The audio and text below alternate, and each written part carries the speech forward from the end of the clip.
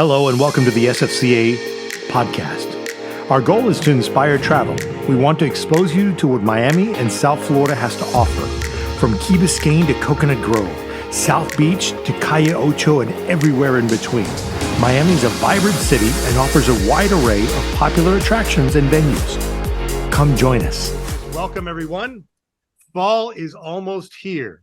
Finally, I can't take this heat anymore. I'm the guy that likes the cold weather, not the hot weather. The tropics are also heating up as well. Keep your eye on Idalia. It's apparently going to be a Category 3 hurricane. The trajectory is still off on the west coast of Florida, but as you know, Mother Nature is unpredictable. That could change. We probably will feel some impact of the winds and possibly rains as well. Interesting article in yesterday's Miami Herald regarding South Florida tourism demand. We're going to have more information on that from Andrew Wobensmith from the Greater Miami Convention and Visitors Bureau. I want to thank all of you for joining us. We truly appreciate your continued support on this, our 39th Zoom call. A special recognition to all our sales teams, hotel managers, and support staff that are on the call. For those of you just joining us for the first time, welcome.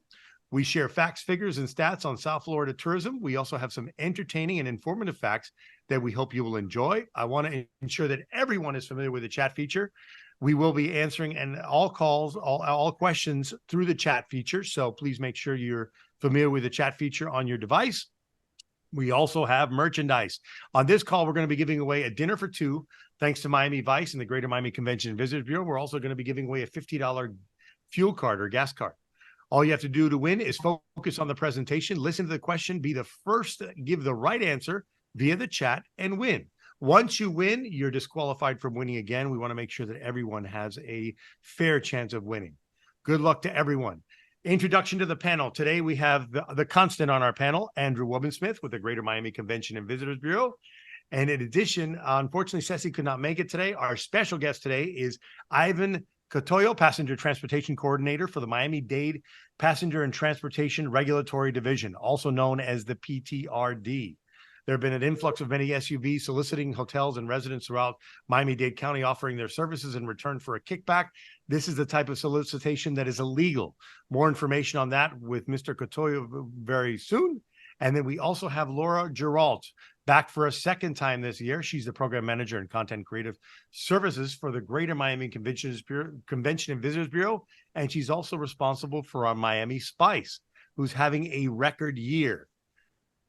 So let's begin. Ivan, how are you, kind sir? Hey, good morning. Good morning, Miguel. Excellent, excellent. So tell us about what is the PTRD and what exactly is the buying of doors for our audience? All right. First of all, thank you, Miguel, for inviting me to this great meeting. Also, my name is Ivan Cotayo. I represent the Passenger Transportation Regulatory Division, as you say, PTRD. We regulate all the vehicle for hire ordinance in Miami-Dade County. We regulate the taxi cab, the limousine, the passenger motor carrier. Those are the tour vans. We also regulate the non-emergency. We regulate the STS, the private school buses, and also the chauffeur. One of the things that we do not regulate is the Uber and Lyft, like the TNCs. We don't regulate those. However, we do go after them when they're not working through the app. As you know, all Miami-Dade County licensed vehicle, the vehicles have a decal, which is a for-hire license. Also, the chauffeur have to provide like a chauffeur registration. That means that those companies or drivers are licensed by Miami-Dade County. Now, buying of the doors is an issue that we have had for many, many years. Back in the days when actually I met you, Miguel, was the taxi cabs. Now, it seems that even the illegals are actually also providing a kickback.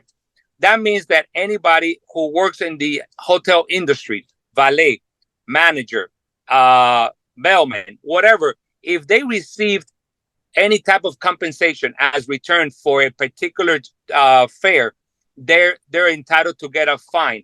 The hotel also gets a fine, and the driver who provided the money also gets a fine. That's what we call turkey money back in the days, that a driver gets a call from a hotel representative, say, hey, I have a fare for you. The driver gets there, provides $10, $15 to the bellman, picks up the fare and takes it off. That's an illegal violation in Miami-Dade County, and we do go after them really tough with $750 for the first time and $1,500 for the second violation. Okay, so real quick, so it's $750 for the first, for the actual the person in the hotel or entity that called the individual or company. $1,500 for the company itself, and then there's a second violation of $1,500 for the individual and $2,000 for the company. Correct? Actually, yes. How it works is the driver, whoever came to pick up, whoever provided. Let's look at it this way: whoever provided the compensation gets $750. Whoever receives the compensation the first time is $750. The company, the hotel, the entity who that person works for gets a citation for $1,500 and up to $2,000 for the business as well. Now, the second time that individual is get caught is $1,500. Got it. Now, question for you. I'm an Uber driver. I'm a Lyft driver. I'm working on the platform. It's kind of slow. I'm parked in front of the ABC hotel. I don't want to use any names of any hotels whatsoever. And the doorman, friend of mine, we have a relationship of some sorts, sees me, whistles me, flags me, calls me on my cell, says, "Hey, come up. I got an airport job for you." What happens? Well, it is funny you mentioned that, because right now I'm working on a detail. I didn't want to cancel the meeting, but I'm working on a detail which called soliciting. We have many drivers, Lyft, Ubers, InDrive, all those companies that they cannot make a life. They cannot make actually so much money through the app that what they're doing is going through all these hotels and having partnership with valet staff. I just recently started doing the undercover operations at Miami Beach with the captain of the city of Miami Beach, and it's funny that high-end hotels have been cited because their valet are putting my undercover officers on unlicensed vehicle. At this time, what we do is we impound the vehicle, we issue the driver citation, we issue the employee a citation as well, and the hotel entity gets a citation. That means that at the end of the day, we're looking for the safety, Miguel. If your valet staff sees a guy who is going to the airport and just flag down any private vehicle, we don't know if that vehicle has a commercial insurance to actually pay if there's an accident. And you guys know how traffic is now in Miami-Dade. And that's why we take this very serious. The only way that Uber, Lyft, all these TNC can operate is through the phone. The good thing about this, Miguel, is very, very easy for the staff. It's very easy for the staff to be in compliance. And I'm going to tell you a little story. Down by the airport, I went to all the hotels around the airport, and we cited the hotel. We cited the driver. We did everything that we have power to. On the second time around, Miguel, that I took my officers there, different officers, guess what was the instructions of those front desk agents? When we were asked, "Hey, can I get some transportation to Miami Beach?" They will say, "No, download the app and request it yourself." "Hey, can you call me a cab?" "Yes, I can call you a 444 number. But if you want Uber or Lyft, please download the app and you do it yourself." It was nice, because when I went back to the manager, they were like, "Ivan, with $1,000 citation, I made sure that everybody have this, like a little piece of paper saying we don't offer Uber, we don't offer Lyft. You have to download the app and you have to do it yourself." Definitely. I agree. Now, question for you. Somebody calls a legitimate company. They're out of vehicles. So they do what we call as a farm out. They call a third-party company, be it a Miami-based company or out of the county, to solicit the transfer, to provide the transportation. It just so happens that one of those hotels that you're monitoring. So the driver pulls up. He doesn't have a hack license from Dade County, and he may not have the proper material. What would happen in that case? In that case, the driver, remember, the driver is the ultimate responsible because he's operating the vehicle. We will write him the $1,000 for not having the for-hire license because he was not licensed in Miami-Dade County. And we will also issue him a citation for not having the hack license, the chauffeur registration, like you stated. However, if doing that investigation, we ask who actually put the passenger inside the vehicle, and they say that it was, ABC Hotel, well, ABC will be also liable for a citation. However, if the driver says, "Look, I was driving for ABC Limo. This is a job that was farmed out by ABC Limo," we will go after that company and not the hotel. Remember, each case is totally different, but we do investigate that. However, I have something very good for your staffing, Miguel. as you know, for many years we have worked together. Share my email with all your members. If they want to make sure that the companies that they're doing business are licensed, they can shoot me an email, and I can say how many vehicles they have and if they're licensed by Miami-Dade County. Great. A lot of the times we get calls from different high-end hotels saying, look, this company came in and wants to offer service. Are they licensed? And we look at our permits, and that's something that we can offer to you and your members. Excellent. Thank you, Ivan. Real quick, how many taxi cabs, licensed cabs, are there in Dade County now? Are there less or more than before Uber and Lyft? Okay, there's a total of 2,121 medallions. That's a 2,121 medallions. Out of that, we have right now currently 1,700 physical vehicles operating in Miami-Dade County. I see now lately I'm looking at more. As always, we have taxis at the airport and at the seaport doing port of calls. However, I'm seeing now more cabs going into Miami Beach. That we lost that for a while after the COVID-19, but now I'm seeing more, and more vehicles are coming in because of one fact: the meter increase went up very high. That means if the taxi fare now are something that is pretty much a high fare, that drivers are coming back because they can make a decent living. Got it. Okay. Very well. Does anyone have any questions from the group? Thank you, Carly, for your information. All drivers with license and necessary requirement to pick up for guests going to Everglades Holiday Park. I guess that's your shuttle drivers. Thank you very much. No one else any other questions? Are you sure? All right. Thank you, Ivan. We'll be sharing that memo that Ivan sent us dated July 26th with everyone on the call. Feel free to share it with your managers. I'll also share your contact information, Ivan, as well. And if you by chance have that list, so they don't have to keep hitting you with the questions, I'd be more than happy to share the list of all the legitimate companies with the PTRD as well. And then one other question just came to mind. If somebody loses an item in a taxi, be it a wallet, a phone, whatever the case may be, who should they call? Should they call the cab company? Should they call you? What would be the best plan of action? Actually, that's a very good question. I'm going to forward you, Miguel, the contact information of our complaint desk, and that has an email. It has a phone number that they can call. I'm going to forward you that, and please share with everyone. That way they can cut it out and put it on their office. We do have a PTRD has a complaint desk, and one of my best officers, he has actually the phone that he answers all the time. And we've been very successful in getting back all the missing items back to the consumer. Great. So that's for lost and found. And when you mention complaints, that's also the number that they would call if they had a challenge with a quote unquote cab driver that says the credit card machine is not functioning. You have to pay me cash, or my meter's not working. I'm going to have to give you the quote of the meter, and it turns out to be twice whatever that posted amount is. Yes, Miguel. I'm going to forward you all the contact information for anyone, the consumer, the passenger, or tourist, or resident that can file complaint against taxi cab driver. Also, if they had a best ride, if they had a very good customer service, we would like to hear that as well. Now, we do investigate each complaint. A lot of the complaints that we receive are overcharged. That means they took the long way, they took the long route, and we investigate those, and we've been very successful in getting a money back, a refund to that consumer. But we do investigate every single complaint. Now, when it becomes a vehicle, a taxi cab that comes into your hotel and the meter is off, and you see that there's a dispute between the passenger and the driver, but now the passenger says, look, the meter is off and he wants to charge me $80, and I think that it's too, call the police.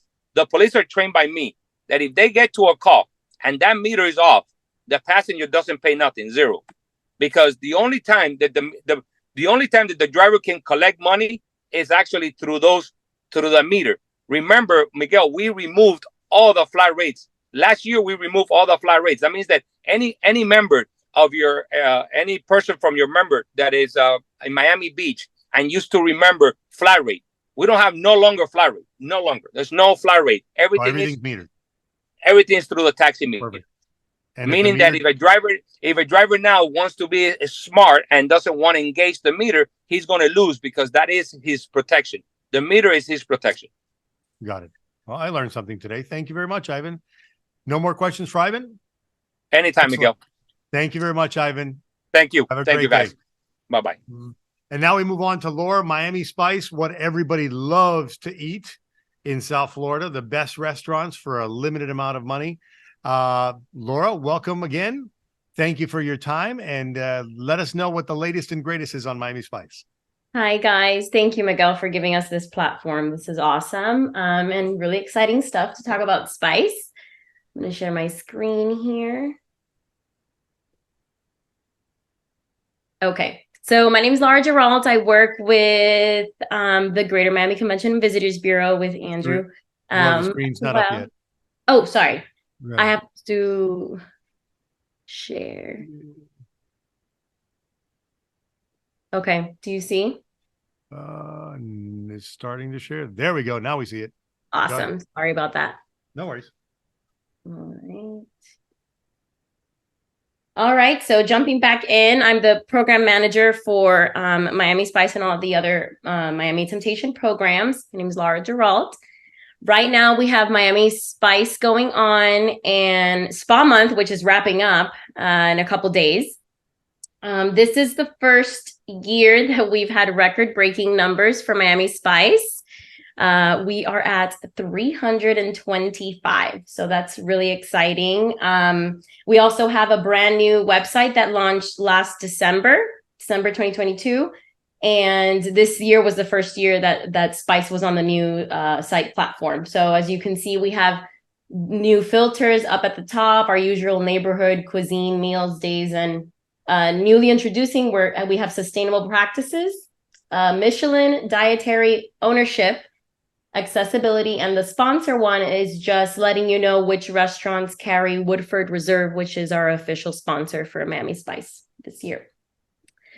Okay, so it is $30 to $35 for lunch brunch this year and $45 and $60 for dinner. And new, we also have catering options and signature dining experiences, which I'll go into in a little bit.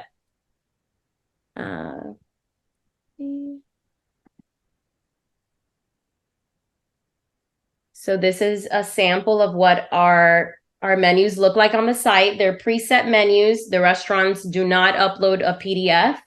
They actually enter every single item that they're offering, and then with their participating days at the top. So 3-course meals during August and September. And those are the price points for this year. So we did a slight increase on lunch and brunch this year. Last year was $28. And we introduced a second tier pricing, which worked very well for dinner. It had really good feedback from both restaurants and consumers last year, just to really provide as many options as possible for both the consumer and the restaurants that provide that flexibility.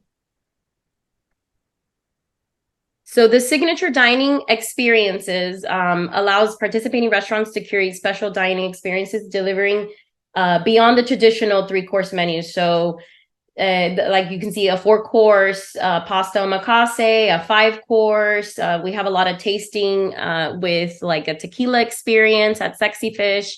So these are restaurants that are participating in Miami Spice with a regular one of the 3-course menus, but they went above and beyond for these signature dining experiences that are also being featured on the website, and they have separate marketing dollars there as well. This is also a new portion of the program this year. It's the catering concept. We just launched with 2 partners this year, Bill Hansen Catering and Get the Cook by Meat and Bone. And they're providing their own Miami Spice menus in the Miami Spice price points for like their catering menus. So they have a catering menu A or catering menu B, and then for any events that you guys are having in August or September.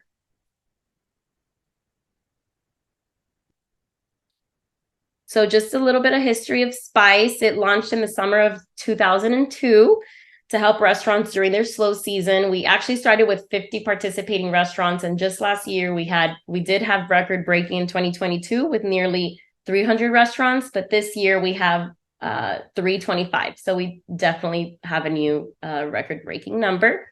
The marketing campaign consists of paid advertising efforts, email marketing, website, social media, PR, press releases, feature stories, broadcast, and more. And then for restaurants to participate in the program, there is a partnership requirement, which is an annual fee based on the capacity and other factors of your restaurant. And the qualification requirement that restaurants must submit their regular dining menus to ensure that they meet a specific average per person. And this is a qualification in place just to really allow the restaurants to have and consumers to have that deal factor in Miami Spice. And also the participation fee to participate, which definitely goes towards the program's robust advertising media plan. If you guys have any questions, I have the email here, and I'm going to also enter a little bit of information on the chat there for everyone. I saw some friendly names in the participants. We do have a question. How is Miami Spice menus and it comes to food allergies? Oh, so we actually have, I'll go back here. We actually asked this year the restaurants to provide that information up here where it says dietary. And we do suggest that so I think some of the options are like, I don't have them here, but they're gluten-free, dairy-free, nut allergy. And we asked them, they self-reported that on the registration when they registered. And I know that a lot of them, we do suggest, like, if they have any gluten-free or V or vegan, they add those tags right on their menu. But you guys are definitely welcome to use the dietary filter, and then obviously please double check with the restaurants to confirm. Cool. Thank you very much. Thank you, Andrea, for that question. We have another one. If a company is interested in sponsoring Miami Spice, who's the best person of contact? You could also email that number there, Miami Spice, and I'll put that, or I'll also put my contact info, and I'll connect you with the team. It's me and another department who handle the sponsorship. So we will get that information to you. Yeah, I'll make sure you have it too, and Miguel in the post show notes. Perfect. Anyone else have any questions? No? Let me ask you, maybe you may or may not know this question. Do you guys keep a tally of who the top three requested restaurants are in Spice? So this year we do have that data, and this year we're hoping to share that individually with each restaurant. But we have something new in place. We have something new in place this year too, that it shows us restaurants that people are actually searching for, like, that are not in Spice. So that is really nice to know, because then I'd love to go back and go to those restaurants and be like, hey, they were looking for you guys in Spice and you weren't participating. But yeah, we definitely have data in place for that. Cool. And do you project to see any increase in pricing in the following years? I know that the inflation has gone up. Yeah, the 45 and the 60 started really because of, it was during a little after COVID. And we actually went from 25 brunch lunch to 30 and 35. Honestly, I see these prices staying at least till next year. I don't see any more increases, at least from our end, with how things are now. Okay. Obviously, we can't tell the future, and we don't want to talk about something like COVID happening again. But yeah, that brought definitely a lot of uncertainties for the restaurants, and the labor and all that stuff. That was not fun. So we took all of that into consideration. We've got another question that I have is who or is there a mechanism to ensure that the consumer is getting value? You have a $35 lunch menu or a $30 lunch menu. Is it actually worth 30 or more? I needless to say, I don't want to say that anyone would try and cheapen the product, but right. Would they offer maybe a appetizer and a salad and that's it, and there is no entree? Is there something in place where you guys check it and make sure that it's a value? Yes, the team does review every single menu that comes through. They have to be 3 courses, and we also ask them to please do more than 2 options per course, just to give the consumer flexibility. But yes, that's why that qualification step is crucial. They send us their regular dining menu, not what they would offer for Spice, and we calculate the average based on their regular dining menu. So they have to meet a certain price point criteria for any of the menus that they want to participate in, just to really ensure that value for that restaurant, because that's the last thing you want, right? Someone to go and be like, it was cheaper ordering a la carte instead of doing Miami Spice. So we definitely try to be diligent on that front. And then you also allow the restaurants to offer enhancements. So if they want, to add a filet mignon with that salad or a prime rib, whatever the case may be, there's an added cost. But there is an it's added offered cost. in the spice. It's yes, there's an we do allow up charges. We just allow 3 per menu. Okay. We suggest in each course, but sometimes they go and you just have to have a good balance. Like, you can't give me all up charges on your entrees, and then you gave me one that wasn't an upcharge. So there has to be a balance, and 3 is the limit. Totally get it. Charlotte Dunn from Vizcaya has a very good question, and it goes to geographic displacement. Right now, she writes, FYI, I think there's only one restaurant in the Homestead area that offers spice.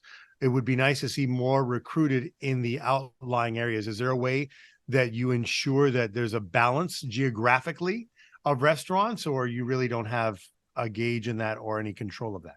So this year we did do research beyond in the mainland area. That was really important to us.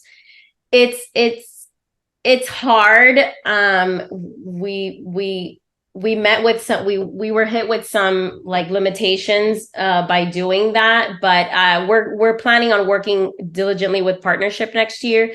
It's a big step for them. Like, they have to become partners. Like, so I'm thinking of going back to Ali and like seeing what kind of partnership package we can offer them to really help them and want to do Miami Spice. But it's definitely on our radar and something we're definitely considering for next year's program.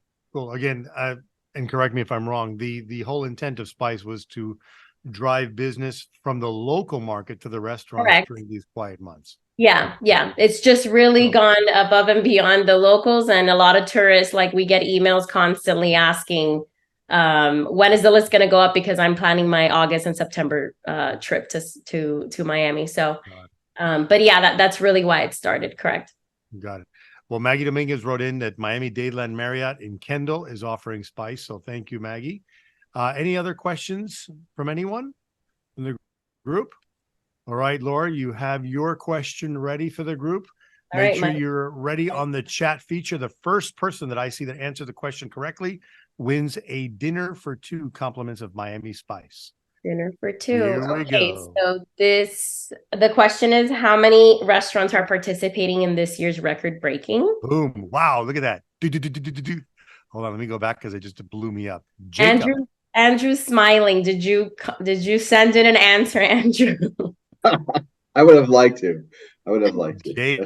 Jacob Scharfer is the winner. Congratulations, Jacob. Awesome. We will get with you, and you will have dinner for you and a guest, compliments of Miami Spice. Thank you very much, Laura, for all the information. Awesome. We'll be sharing Laura's deck and any other information, Laura. Let me know if you want me to share this deck or if you're going to update the deck and send it. I'll be more than happy to do so. You have it on your hands already, so you can go ahead. Cool. So we'll go ahead and share that after the call. And now we move on to the meat and potatoes, no pun intended, of this call. Mr. Andrew Woben-Smith, who has all the facts and figures and all the latest information on South Florida tourism. I shared a couple of articles that came out via various news portals, and one was the Miami Herald article yesterday regarding people that have Florida fatigue, tourism fatigue coming to Florida. So Andrew's going to be addressing that and more items. Go ahead, Andrew, load up your deck if you can. Thank you very much. All right, folks. And you're free to start whenever you wish. All right. Hang on a second. I'm just clearing my screen here so I can see a little better. Well, hello, everybody, and thank you for supporting us every month.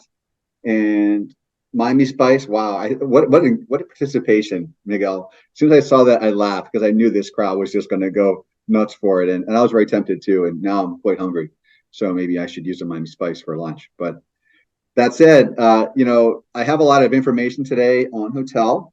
Of course, every month I try to put in as much as I can from various areas, but I've had a lot of requests from hoteliers to ask me about what we see going on in the year ahead so they can plan. So, and I want to put out there that if you have things that you'd like for me to cover every month, just send a note to Miguel or send a note to me and tell me what it is that you would like me to look into. And I'm happy to look into that and provide information on whatever that topic is. So with that, today I have a few things. I was at a conference last week called the ESTO conference for U.S. travel, and that always recharges my batteries. And there's always a number of people there. There are people like myself there. There are other people in digital marketing, and they always have great speakers, including economists. So as you folks know, I like to delve a little bit into economics because I think that's really important to understand how that is influencing consumer behavior, and then of course how that filters down to traveler behavior. So that said, let's go. So, well, busy summer season, as a lot of us, at least nationally, have seen.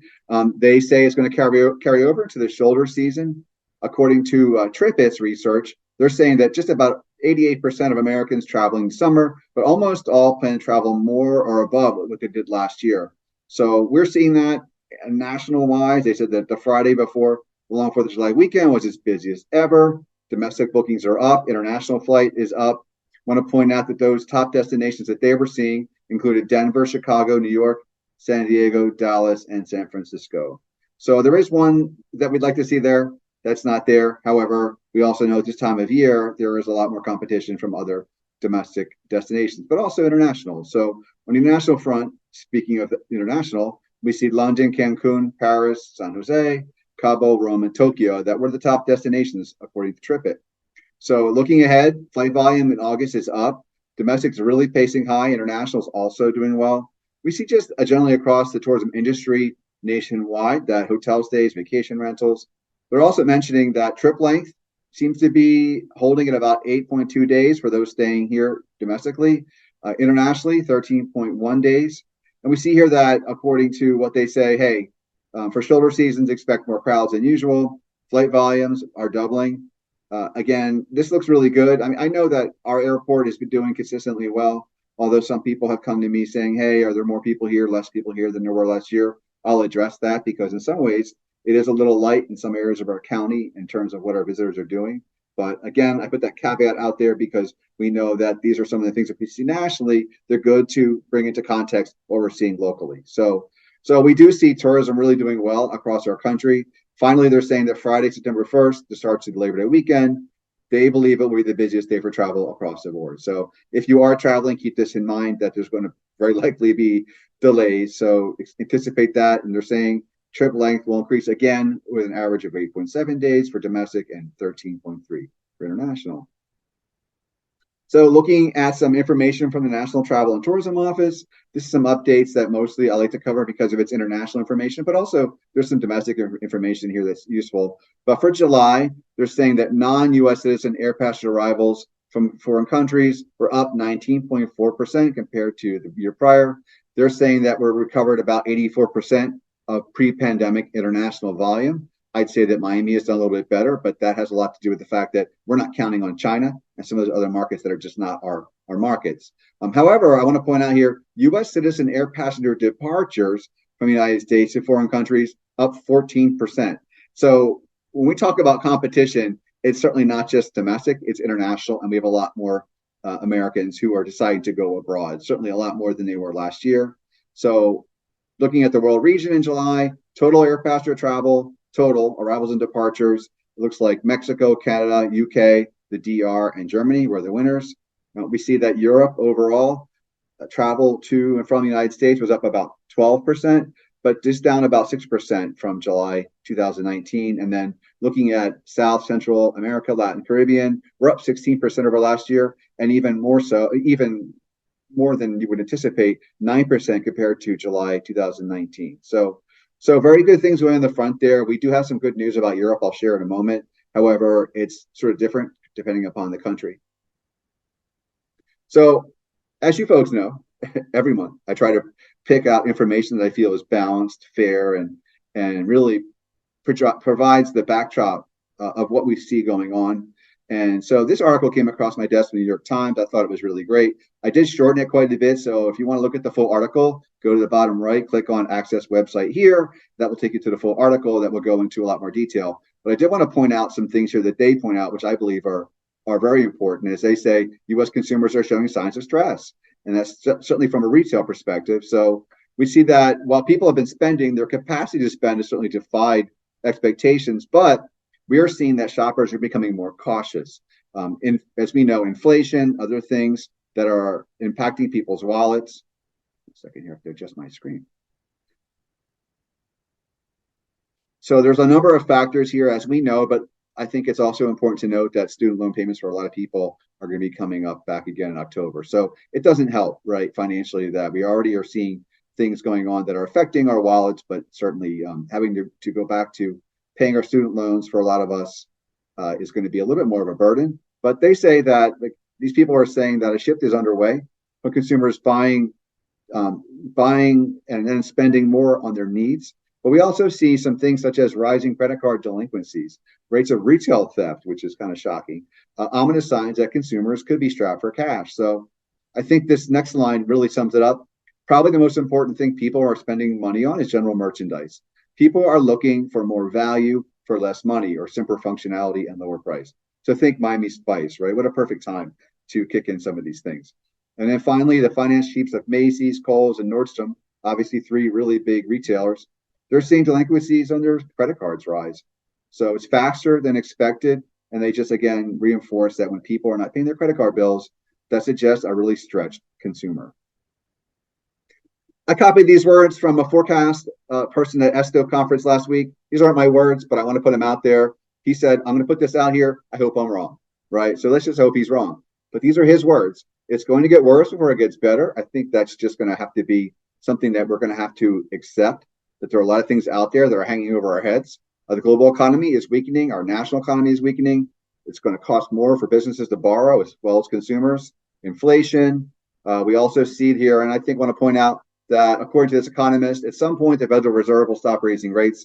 That will represent a key inflection point for the economy. So I hope he's right in that respect, that once we see these rates start to go back down again, or at least stop going back up, that will hopefully be a point where we will start to see an improvement. And then this person believes that we will see a recession in the next 12 months. Although I will point out, as a lot of us know, we did expect to see a recession for Q4 this year, and we're not really seeing that right now. So I could probably put out a slide at every one of these bullet points. Sometimes I do. If you come to this meeting every month, I chose the word dichotomy, and it's division. It's basically 2 opposing ideas. So if you read newspapers or go online or watch corporate media, depending upon what you're listening to, I feel like I'm hearing 2 sides of the same story, and they're not wrong. Both sides have valid arguments and are pulling valid facts out there. But you'll have to pick through sometimes and just figure out what is that story. Because unfortunately, a lot of times they're just a story. So my job is obviously to try to make sense of this and provide you what I believe is the most fair viewpoint of what's going on. So on the left, we keep hearing about low unemployment, but however, that's not everything. So there's a lot of people no longer in the workforce. It depends upon the work sector. Low unemployment is based on unemployment claims. When people stop filing claims, that rate goes down, but doesn't mean that people aren't unemployed. We also keep hearing about a growing job market. These job numbers seem to be really good, but however, if you follow the job numbers, you'll find that they always revise these reports. So what you see going on, what they're releasing, certainly may very well be usually is very less when they do the revisions. And we do see layoffs in the retail sector and low business expansion optimism. There's a number of studies out there that are suggesting that business owners are they're not inclined to be investing more right now. They are also concerned about the economy. We see rising wages, totally true. People's wages are rising to meet the inflation. However, they're not keeping up with inflation. People have less disposable income. The real income, when you really apply the whole thing, your wages, but then the inflation and how it hits you, we're wind up actually making less than we were not that long ago. We do see record consumer spending, absolutely, but we also see record consumer debt. So it is the same thing. It's just a different side of the coin. Pandemic savings are still available to spend. People do still have some money in their bank accounts. However, that savings is being depleted, it's going down, and people just flat out are not saving. So that tells you that they're spending that money on things that maybe they need, or in a lot of cases, still travel. One bullet point here: interest rate hikes are working to cool the economy. Interest rate hikes are working to cool the economy. That could be another slide all by itself. That's what they're supposed to do when you raise the interest rates. It's supposed to slow down the economy. It's supposed to take money essentially out of the money supply. However, it does have negative effects, including things like it puts down your wages as a result. It's putting down productivity. So there are two sides of that coin. Again, it's good and it's bad. And then finally, we do see the rate of inflation is starting to go down. However, that doesn't mean the prices are going down. The prices are still going up. We don't see an end in sight. And then, of course, things like government spending, the Fed is printing massive amounts of money. That is going to continue to work against inflation. And of course, the fuel prices, which will continue to, they are going back up again. So we'll jump into some harder data here, looking at dining performance. This is open table data. I've shared this with you folks many times. However, there's a story here to be told. I've also, in terms of sharing open table data on the left, I'm sharing with you tax data that's in our county on the right, because I think there's an interesting correlation going on here that will help tell us the story about what our dining is really looking like here in Miami-Dade County. So on the left, I picked destinations in the United States, looking at the percent change in the volume of seated diners at open table restaurants. We see here those orange bars are us, looking at the city of Miami and Miami Beach. We're down. We've been down since February. Although we're not the only ones down, we see a lot of these markets are starting to go down in terms of the overall number of diners coming in through the doors. Some are doing better. Milwaukee, for an example. New York is ticking up a little bit. But for the most part, and certainly in August, you'll see if you go down that column, just about every one of these markets saw a decline. It's not just us. It's not just other Florida destinations, as some people might think. I know we mentioned Florida fatigue, but I don't want to hear that word again. We want to stay away from those two evil words for now, because nobody could have fatigue of us. They could certainly not be tired of us. But as we can see here, this is not something that's going on here in our market. It's going across the board. To the right are tax revenues. And I decided to share tax revenues because there should be some type of correlation going on here in terms of the number of people going in and maybe how much they're spending. So looking at the top right-hand table, that's the 1% food and beverage tax that's on all the stuff that's going on in our restaurants. What we're seeing here is the beginning of this year, that column two, that says 2023, we've done exceedingly well for the first 3 months of the year. April, we went flat, and then we continued to go up. So for the year, we're up almost 7%. However, while that looks good, remember that is not adjusted for inflation. If we were to adjust for inflation, we would find that much more flat than it looks like right now. And similarly, for the bottom, 2% hotel food and beverage tax collections are showing actually an even more interesting story. While we're doing really well for the first 4 months of this year, well, May and June, we actually started to see a dip over last year, which is definitely a sign that people are just not spending as much as they were before. So we're still up for the year in terms of that 2% hotel food and beverage. We're up almost 16%. But keep in mind some of the things that I just said. Let's look at visitation. We actually just released these numbers, at least the ones to the right, not the ones to the left. So congratulations, you'll be the first ones to see some of these numbers. So let's look at our visitors specifically to Miami-Dade County. So on the right-hand, upper right-hand, you'll see the table. There's 3 years for the first 6 months of 2023, 22, and 19 for comparison. We can see here that still very strong. Comparing the overall total of visitors to last year, we're up 1%. So the state of Florida, as some of you heard, is down about 1%. But however, and actually our numbers would mirror that if we took our Florida residents out, because state of Florida doesn't measure visitation by Florida residents, they just measure by domestic international. So our numbers in some way mirror what we're seeing across the state. And we see here that domestic is down a little bit. However, we got a very strong showing of domestic. We still do. If you look at the domestic in 2023, 6.6 million. Down from 7 million in 2022. For comparison, look at 2019. We're way above 2019. When you look at international still down. We were down about 700,000 all told, and Florida residents are starting to improve, certainly over last year. So we do see improvement here. I would say that right now, we look at 2019 international numbers for the first 6 months of this year, down about 17%. To the left are top 10 markets that we're seeing. Number one, Colombia, as no surprise, Colombia has been really strong. However, some decline. Looking at Colombia for the first 6 months of this year, down 4%. But Canada has come back, Brazil, UK, a lot of these markets. Mexico's down a little bit, but we see a lot of encouraging things coming from Europe. Germany up 19%. And even looking at France, up 19%. Spain is flat. That's not terrible. We'll take it. But for the most part, we see a lot of growth from Europe. Top 25 hotel markets. I put 3 tables on the top, 3 tables on the bottom, comparing Miami-Dade County to the top 25 hotel markets. We see July on the top. So that's year-to-date cumulative. On the bottom, just July. On the top, we're still holding up in terms of rank for the year. Miami-Dade came in number 7 for hotel occupancy, but still very close to some of the others. ADR for the year is still up. RevPAR still up. We look at this ranking, and Oahu Island and New York have always been up there. So they are certainly back up in pole position and doing very well. To the bottom, July, I decided to include these, even though they're really not as relevant. Why are they not relevant? Because these are actually very much like we would expect to see in terms of ranking, like they always have been prior to the pandemic. So during July, we are just not going to be in those top markets. It's going to be other areas like St. Louis, New York, Hawaii, Boston, and so forth. So, but there's the data, and of course, you see here one other pattern here is that we're the only market for the most part, unless you're in Florida, that's actually decreased a little bit over last year, and we know why. We had an extremely strong year last year, and now we just are not going to match that performance. Quickly here, 52-week trend of hotel rooms sold demand, looking at the county and then Miami Beach and downtown. The story here is that demand has actually been pretty good this year, for the most part, holding up a few times this year. The demand did fall below last year, but for the most part, is trending very close. We see also down at the bottom, I'll point out downtown Miami and Brickell has been doing pretty well with demand.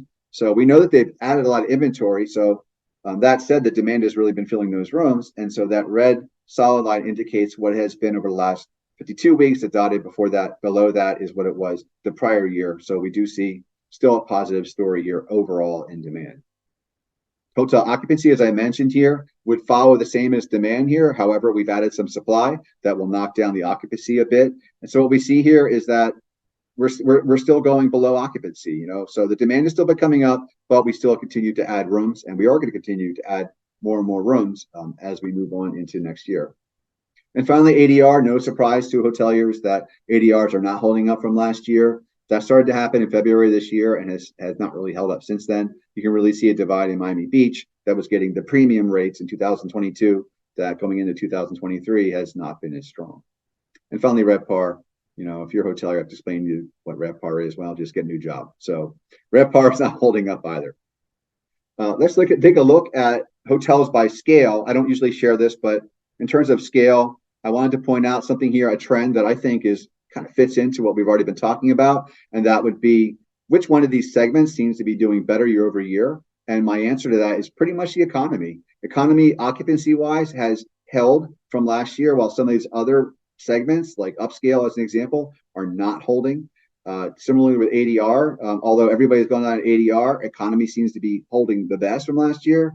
RevPAR about the same. And then finally, looking at rooms sold, we actually see that economy again, certainly in July, has held on. January to July, pretty much across the board, demand has held. However, luxury seems to have gone up in July as well. Looking at meeting leads, we looked at CVent to pull out the meeting leads that have been received, and then compared them to see in terms of what was rewarded to see, while they're coming in, what's the volume look like of leads coming in? What's the volume of last year? And then, of course, how many are we actually landing here? And we see here that it's a little light. And these received over the past 3 months for arrival dates in these months. So what we see is that from September, October, November, last year we were doing better in terms of the number of leads that were coming in. However, looking at Q1, you can see that January, February are actually looking quite positive over last year, and actually April and May as well. And what you see at the bottom there is awarded. What's good here is that actually it's the same trend. So I don't really see anything different in terms of the number of leads that are received versus the proportion. I don't know how to say that correctly. The trend is essentially the same. So it doesn't look like we're really losing that much. Looking ahead, 90-day reserved occupancy, looking at hotel short-term rentals here. As you're seeing here, we do see some weakness in demand coming up, and I've used those brackets to try to separate by month. Generally speaking, we seem to get more get stronger on the weekends as we get closer and closer. But you can see here that the demand right now, looking further out, is not what it was last year for hotels. However, short-term rentals are really picking up. And you can see here, looking at October and into November, that their gains year over year are quite substantial. I don't share this most of the time because it's kind of little nerdy, but I can try to explain it real quick here. I do forecast occupancy for the City of Miami Beach Police Department. So they asked me to do this weekday, weekend for about 6 weeks outgoing. So in order to do that, I did some math on my end to determine, well, how much occupancy are we adding every week on the books? There's a pattern going on here. So I'm not going to go through the whole explanation here, but we can see that if I'm sitting here now looking at 6 weeks, let's just say I have 30% occupancy in my books right now, 6 weeks out. If you look at that column there, the first table, look at the bottom column, 44%, I can expect to add 44%. So if I have 30% now in the books, I would have roughly 74% weekday at the present rate. So this is for summer. Hopefully I'm explaining this correctly. Really what I wanted to point out here is that we have been seeing a lot stronger last minute demand for the weekend. If you look at that table at the bottom, we see here that on a Monday, looking towards the weekend, we're actually going to gain about 23% more occupancy for that weekend, as opposed to what we were doing last year, around 17%. Finally, the hotel forecast that everybody's been asking me about. Well, we do see some weakness according to STR, although I did ask them to revise this. Originally, they sent me a much weaker forecast. However, our numbers are not reflecting and supporting what they had originally sent us, particularly in demand. So they're saying that next month we're down demand about 4.7%. However, as I've mentioned, we are seeing some pickup more towards the last moment that may improve. But really what I think you folks really want to know is what this year and next year are going to do. And those are those rows down there at the bottom. You'll see that according to STR for 2023, while we're going to add some supply, we're essentially going to be flat when we go in 2024 year over year. That's the takeaway here, is that according to STR and towards Meganomics, they're saying that 2024 is going to look very similar to 2023. They're saying that demand may increase a little bit. So you can take from that what you will. And then finally, one of my last slides here, I want to share what's in the pipeline right now. So we have a few more hotels that are supposed to open up this year. Next year seems like we're adding more supply. We could see as many as 1,700 rooms going online next year. That's 10 properties. But then looking at 25, another 28, and over 6,000 rooms. And then even further out, we are seeing an awful lot of pipeline activity going on. So finally, I'll just breeze through real quick here. This is my summary. As I've just mentioned, travel is holding up across the country, but we see economics, competition, and just not our time of year that's making it more difficult for us. Americans are being lured to other areas. Spending is still high, but people are cutting back. As I want to mention here, my mother once said this to me. She said, "You have champagne taste for in this case for travel, but it'll be on a Budweiser budget." So that's where I think people are thinking. Discounts are important. We seem to believe a recession's coming. Our visitation's holding up, but that is really being buoyed by international and Florida residents. Domestic is backing off. And I'll just run through this. Hotel bookings are much more short-term, as I mentioned, but there still may opportunities be out there to capitalize. Q1 2024 looks good for meetings. And finally, these rates are not going to hold up, but we think that demand might increase a little bit, but overall, that we think that 2024 is going to be on par with 2023. So I know a lot of talking here. I'm sorry I went on and on. I can do that, but that is it. That is the conclusion. Cool. Thank you very much, Andrew, for all the information. A couple of questions. We did have a question from Jose Castro. U.S. visa wait times have been an issue. Has that improved? So I have not looked at them in over a month. I do want, from my understanding, they have.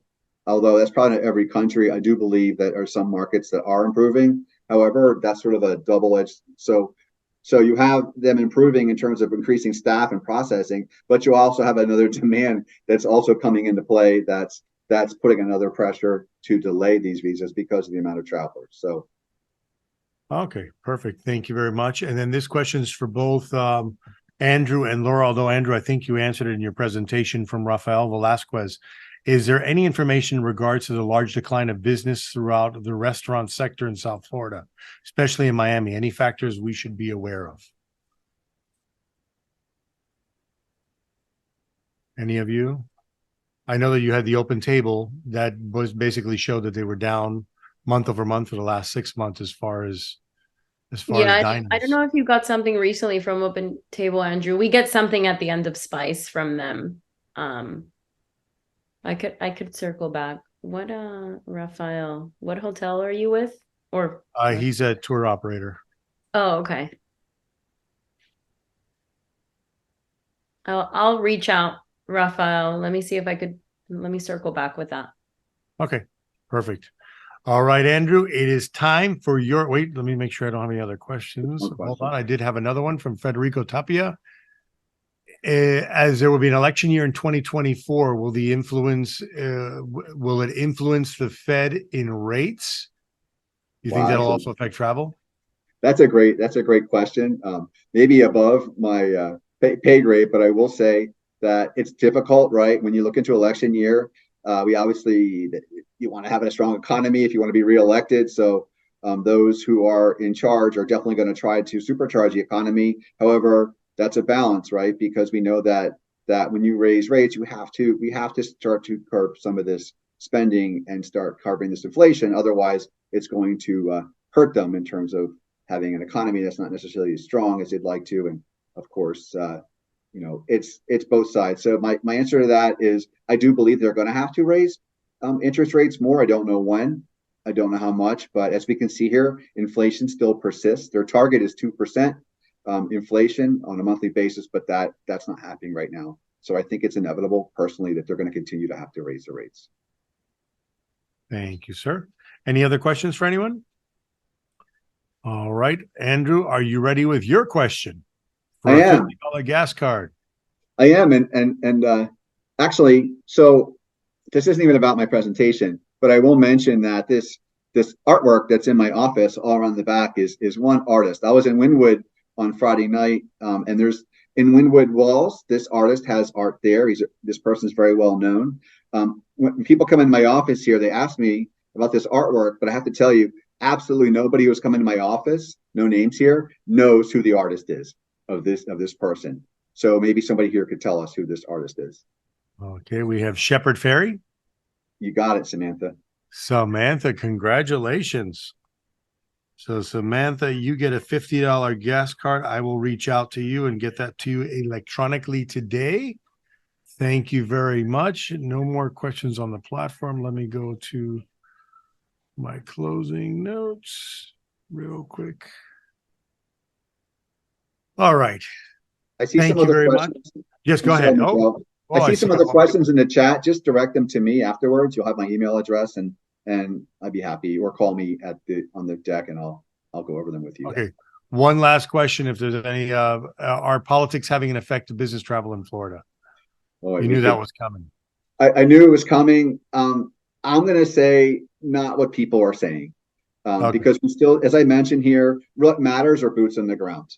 And what do we see here? We see boots on the ground. We see demand that's keeping relative to last year. So I think from a meetings perspective, there's definitely been some of that, but overall, I think it's still holding up quite well. Great. All right. Thank you very much, Andrew. Thank you very much, Laura and Ivan, who's left the call. Parting message: it's easy to make a buck. It's tougher to make a difference. We hope that you strive to make a difference in the lives of someone else. Be kind to all. Thank you, Andrew, Ivan, and Laura. Congratulations to Jacob and Samantha. Our next call will be September 25th, approximately just under a month from today. I wish you all a safe and happy Labor Day weekend. Peace and love all. God bless. Take care. Our goal is to inspire travel. We want to expose you to what Miami and South Florida has to offer. From Key Biscayne to Coconut Grove, South Beach to Calle Ocho, and everywhere in between. Miami's a vibrant city and offers a wide array of popular attractions and venues. Come join us.